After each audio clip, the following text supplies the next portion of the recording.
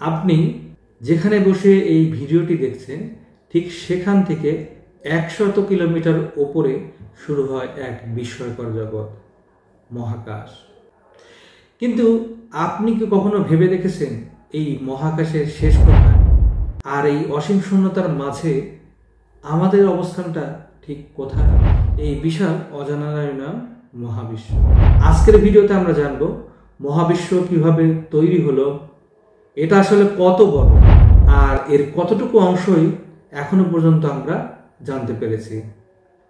আমি ডক্টর মনসুর রহমান আছি আপনাদের সঙ্গে। চলুন শুরু করি এই জ্ঞান এবং বিস্ময়ের মহাযাত্রা। আপনার চারপাশে যা কিছু আছে, আমি, আপনি, মহাকাশের তারা, সূর্য, চাঁদ, গ্রহ, ধূলিকণা, এমনকি যেগুলো এখনো পর্যন্ত আমরা আবিষ্কারই করিনি, এই সকল কিছুই একটি বিশাল সত্তার অংশ। এই সত্তার নামই হলো মহাবিশ্ব। এই মহাবিশ্ব বা ইউনিভার্স কেবল নক্ষত্রের সমাহারই নয়, বরং সময়, স্থান, পদার্থ, শক্তি, মহাকর্ষ, আলো, অন্ধকার সব কিছুর এক অভূতপূর্ব সমন্বয়।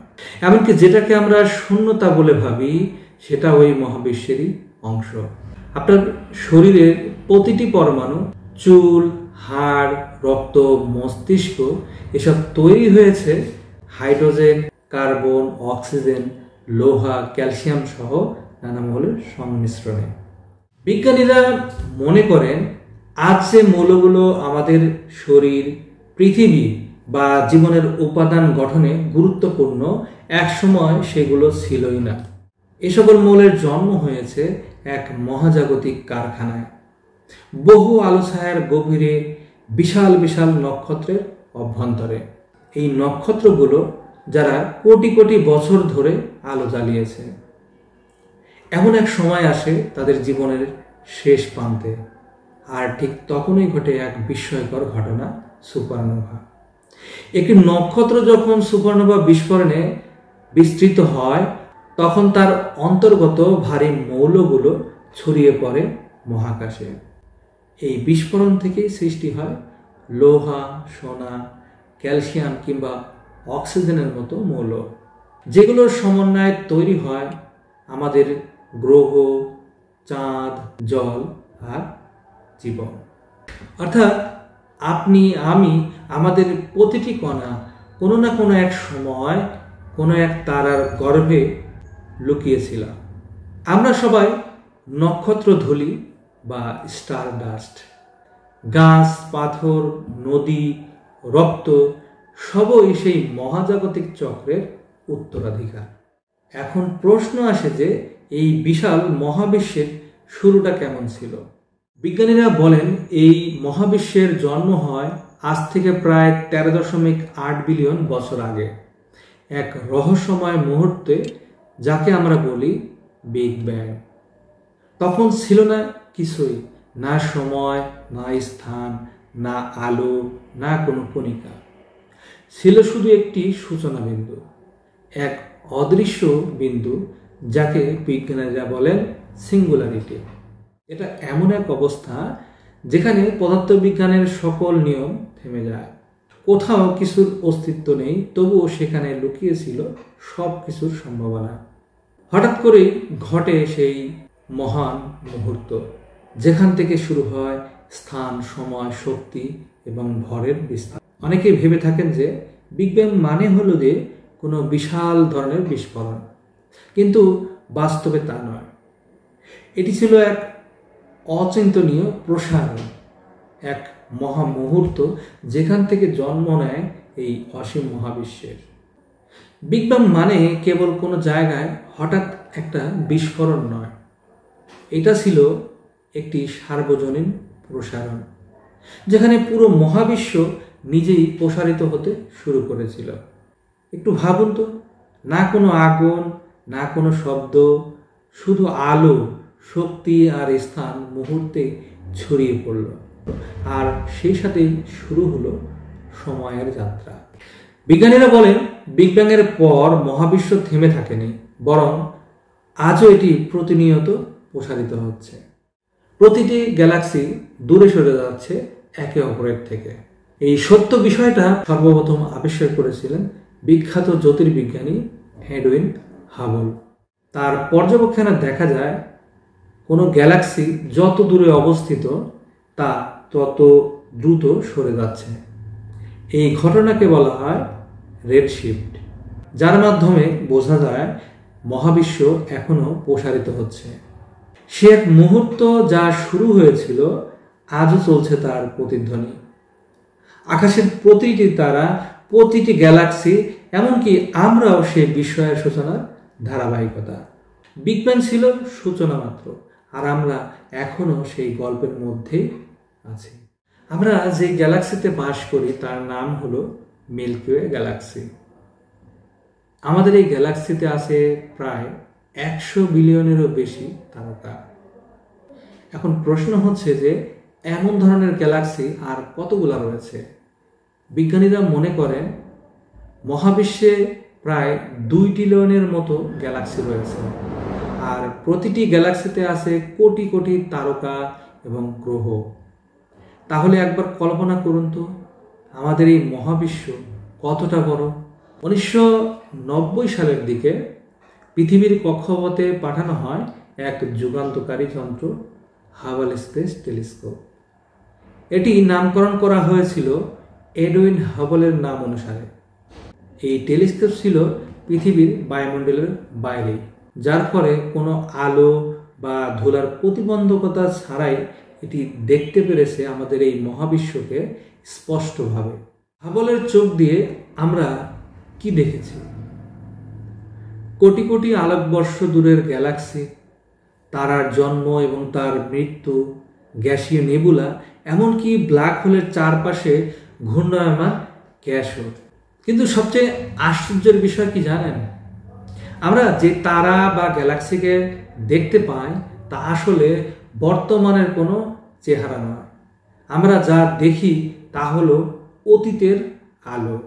যদি কোনো গ্যালাক্সির অবস্থান হয় 100 কোটি আলোকবর্ষ দূরে, তাহলে আমরা আসলে দেখছি তার 100 কোটি বছর আগের অবস্থা। এ যেন এক টাইম মেশিন, যার চোখে আমরা দেখি মহাবিশ্বের অতীতকে। হাবল আমাদের শিখিয়েছে মহাবিশ্ব শুধু বিশালই নয়, এটি হলো সময় এবং স্থানের এক অপার সমুদ্র, যেখানে প্রতিটি তারা যেন একটি প্রশ্ন, আর প্রতিটি আলো এক টুকরো ইতিহাস। এই মহাবিশ্ব সম্পর্কে আমরা যতটুকু জানি তার চেয়ে অনেক বেশি অজানায় রয়ে গেছে।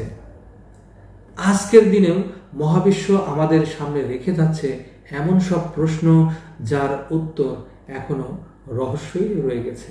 এই পর্যায়ে আমরা জানবো এমনই কিছু মহাজাগতিক রহস্য নিয়ে। এর মধ্যে যেমন 1 নম্বর হলো ডার্ক ম্যাটার। আমরা যেই বিশ্বকে দেখি, তারাগুলো, গ্রহগুলো, গ্যাসীয় মেঘপুঞ্জ, এমনকি আমি, আপনিও, এই সকল কিছুই নর্মাল ম্যাটার দিয়ে তৈরি। বিজ্ঞানীদের মতে এই পুরো মহাবিশ্বে মাত্র 5% হলো এই দৃশ্যমান বস্তু, আর বাকি যা কিছু রয়েছে তার মধ্যে প্রায় 27%-এর অস্তিত্ব আমরা শুধু অনুভব করতে পারি, কিন্তু দেখতে পাই না এবং ধরতেও পারি না। এই রহস্যময় পদার্থকে বলা হয় ডার্ক ম্যাটার। উদাহরণ হিসাবে ধরুন কোনো একটা গ্যালাক্সি যখন এটা ঘূর্ণায়মান হয়, তখন তার তারাগুলোর গতি দেখে বোঝা যায় শুধু দৃশ্যমান ভর দিয়ে এই গতি টিকিয়ে রাখা অসম্ভব। এখানেই আসে প্রশ্ন, তাহলে কি এমন আছে যা এই অদৃশ্য থেকেও এই বিশাল গ্যালাক্সিকে আকর্ষণে ধরে রেখেছে? বিজ্ঞানীরা বলেন গ্যালাক্সির চারপাশে ছড়িয়ে ছিটিয়ে রয়েছে এক অদৃশ্য কণার দল। এরা কোনো আলো শোষণ করে না, প্রতিফলনও করে না, তাই চোখে দেখা যায় না, কিন্তু তাদের অস্তিত্ব অনুভব করা যায়। তারার গতি বিশ্লেষণ করে বিজ্ঞানীরা দেখেন সেগুলোর গতি এমনভাবে পরিবর্তিত হচ্ছে যা দৃশ্যমান বস্তুর মহাকর্ষ দিয়ে ব্যাখ্যা করা অসম্ভব। গ্যালাক্সির ঘূর্ণন, মহাবিশ্বের গঠন এবং বড় আকারের স্ট্রাকচারের আচরণ সব কিছুতেই এর ছাপ স্পষ্ট লক্ষ্য করা যায়। এরা যেন এক ছায়ামান সেনাবাহিনী, নিজেরা অদৃশ্য থেকেও গোটা মহাবিশ্বের কাঠামোকে দৃঢ়ভাবে নিয়ন্ত্রণ করে যাচ্ছে। এরা মহাবিশ্বের ভরের প্রায় 85% প্রতিনিধিত্ব করে। তবু আজও এই রহস্য উন্মোচন হয়নি, ডার্ক ম্যাটার আসলে কি দিয়ে গঠিত। 2 নম্বরে যেমন রহস্য হলো ডার্ক এনার্জি। জ্যোতির্বিজ্ঞানের ইতিহাসে 1998 সাল একটি যুগান্তকারী বছর। সে বছর একদল জ্যোতির্বিজ্ঞানী গবেষণা করেছিলেন সুদূর গ্যালাক্সিতে ঘটে যাওয়া সুপারনোভার আলো নিয়ে। তাদের লক্ষ্য ছিল এই বিস্ফোরণের আলো বিশ্লেষণ করে মহাবিশ্বের সম্প্রসারণের হার নির্ধারণ করা। কিন্তু তারা যা আবিষ্কার করলেন তা ছিল সম্পূর্ণ অপ্রত্যাশিত। সুপারনোভার আলো বিশ্লেষণ করে দেখা গেল যে সমস্ত গ্যালাক্সি আমাদের থেকে দূরে সরে যাচ্ছে তারা প্রত্যাশার চেয়েও বেশি দ্রুত সরে যাচ্ছে। অর্থাৎ মহাবিশ্ব শুধু সম্প্রসারিতই হচ্ছে না, তার সম্প্রসারণের গতিও বাড়ছে প্রতিনিয়ত। বিজ্ঞানীরা এই অজানা শক্তির নাম দেন ডার্ক এনার্জি। এটি এমন এক শক্তি যা মহাবিশ্বের প্রায় 68% অংশ জুড়ে রয়েছে। ভাবুন তো একবার, আমাদের চারপাশে যেসব তারা, গ্যালাক্সি বা বস্তু দেখি তা মিলিয়ে হয় মাত্র 5%, আর ডার্ক এনার্জি একাই পুরো মহাবিশ্বকে নিয়ন্ত্রণ করছে, কিন্তু আমরা জানি না এটা কি। এই শক্তি মহাকর্ষকে যেন উল্টে দেয়, যা সবকিছুকে দূরে ঠেলে মহাবিশ্বকে দিন দিন বড় করে তুলছে। কিন্তু প্রশ্ন থেকেই যায়, ডার্ক এনার্জি কি, এটা কোথা থেকে আসে, আর শেষ পর্যন্ত এটি আমাদের মহাবিশ্বকে কোথায় নিয়ে যাবে? কেউ বলে এটা শূন্য স্থান বা ভ্যাকুয়ামের শক্তি, আবার কেউ কেউ বলেন এটা কোনো অজানা কণার প্রভাব। কিন্তু এখনো ডার্ক এনার্জি হলো বিজ্ঞানের সবচেয়ে অজানা রহস্যময় শক্তি। এরপর 3 নাম্বার যে বিস্ময়কর রহস্য সেটা হলো কৃষ্ণ গহ্বর তথা ব্ল্যাক হোল।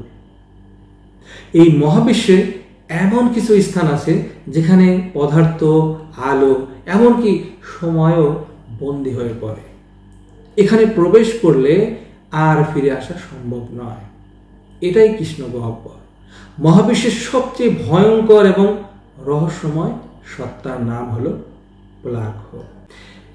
ব্ল্যাক হোল তথা কৃষ্ণ গহ্বর হচ্ছে এমন একটি মহাকর্ষীয় অঞ্চল যেখানে মহাকর্ষ বল এতটাই প্রবল যে কোনো কিছু, এমনকি আলো এর হাত থেকে রেহাই পায় না।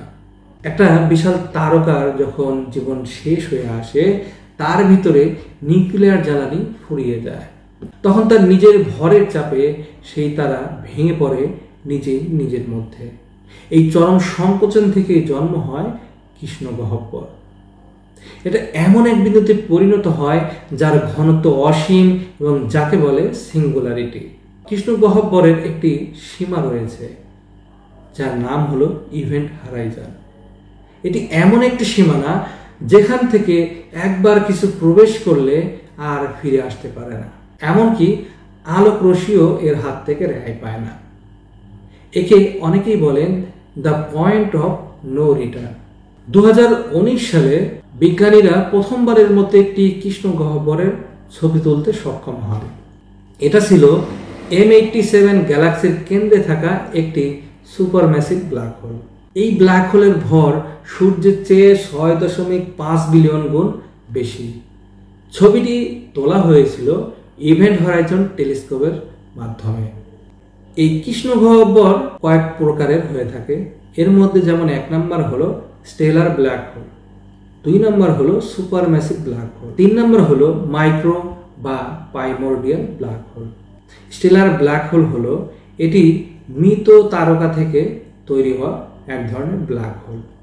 এরপর সুপারম্যাসিভ ব্ল্যাক হোলটা কি? সুপারম্যাসিভ ব্ল্যাক হোল সাধারণত গ্যালাক্সির সেন্ট্রাল পয়েন্টে বা কেন্দ্রবিন্দুতে থাকে এবং কোটি কোটি সূর্যের ভরের সমান হয়ে থাকে।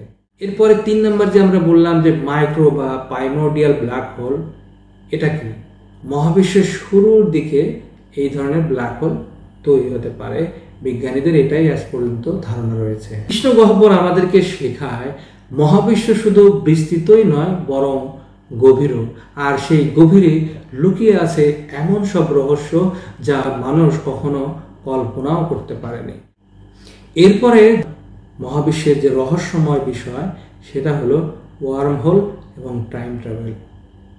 ধরুন আপনি ঢুকলেন একটা দরজা দিয়ে আর বের হলেন কোটি আলোকবর্ষ দূরে মাত্র কয়েক সেকেন্ডের মধ্যে, বা ফিরে গেলেন অতীতে কিংবা এগিয়ে গেলেন ভবিষ্যতে।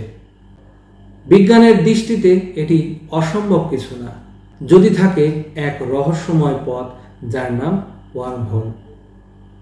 এখন এই ওয়ার্মহোলটাকে ওয়ার্মহোল বা কৃমি গহ্বর হচ্ছে তত্ত্বীয় এক ধরনের মহাকাশের টানেল, যা স্থান এবং সময়কে বাঁকিয়ে দুটি দূরবর্তী বিন্দুকে সংযুক্ত করতে পারে। এই ধারণা এসেছে বিখ্যাত বিজ্ঞানী আলবার্ট আইনস্টাইনের জেনারেল রিলেটিভিটি থেকে। একে অনেক সময় বলা হয় আইনস্টাইন রোজেন ব্রিজ।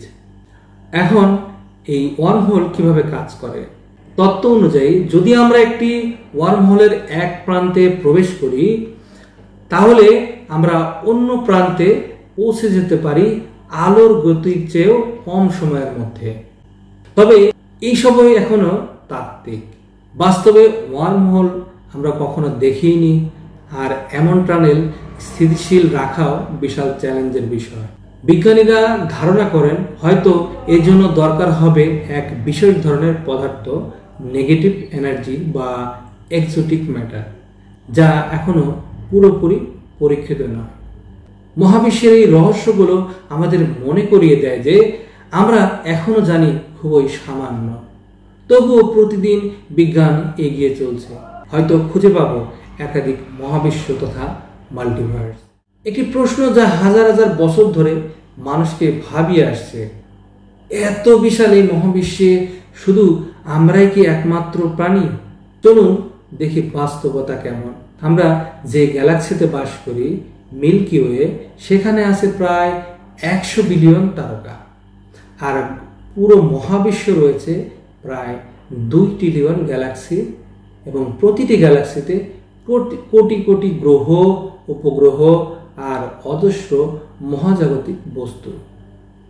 তাহলে প্রশ্নটা থেকেই যায়, এত বড় মহাবিশ্বে কেন শুধুই এই ছোট্ট নীল গ্রহে প্রাণের অস্তিত্ব থাকবে?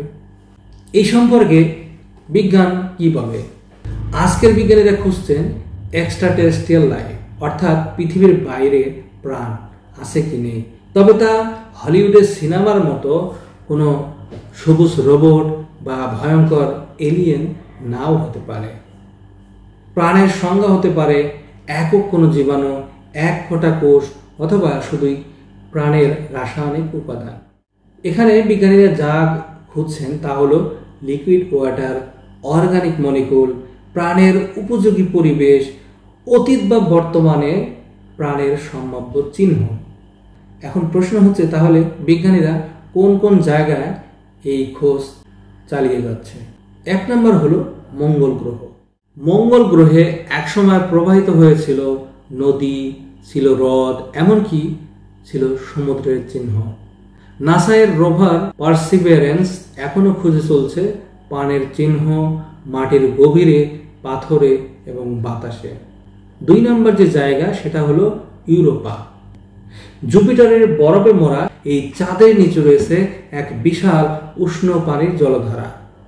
বিজ্ঞানীদের ধারণা এই জলে হয়তো আছে জীবাণু কিংবা জীবনের জন্য প্রয়োজনীয় শক্তির উৎস, যেমন হাইড্রোথার্মাল ভেন্টস, যা পৃথিবীর গভীর সমুদ্রেও প্রাণকে টিকিয়ে রাখে। এরপর 3 নম্বর হলো এনসেলেডাস। এটি শনির একটি ছোট চাঁদ, যার বরফের নিচ থেকে বের হয় জলের ফোয়ারা। তবে এখনো পর্যন্ত আমরা নিশ্চিত প্রমাণ পাইনি যে পৃথিবীর বাইরে প্রাণের অস্তিত্ব আছে।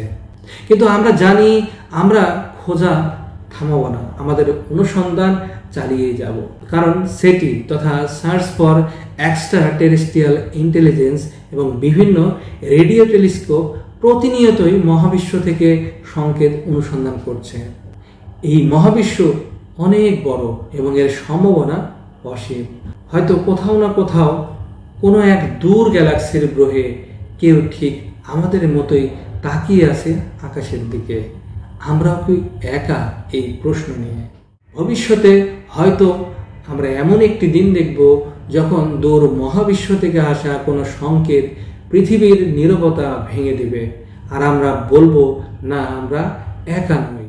মহাবিশ্ব আমাদেরকে শেখায় কতটা ক্ষুদ্র আমরা, কতটা বিস্ময়কর আমাদের চারপাশ, আর কত কিছুই বা জানার বাকি রয়েছে। ভালো লাগলে ভিডিওটি অবশ্যই লাইক, কমেন্ট এবং শেয়ার করবেন। আর বিজ্ঞান বিষয়ে আরও নতুন নতুন ভিডিও পেতে আমাদের এই চ্যানেলটি সাবস্ক্রাইব করুন। ধন্যবাদ।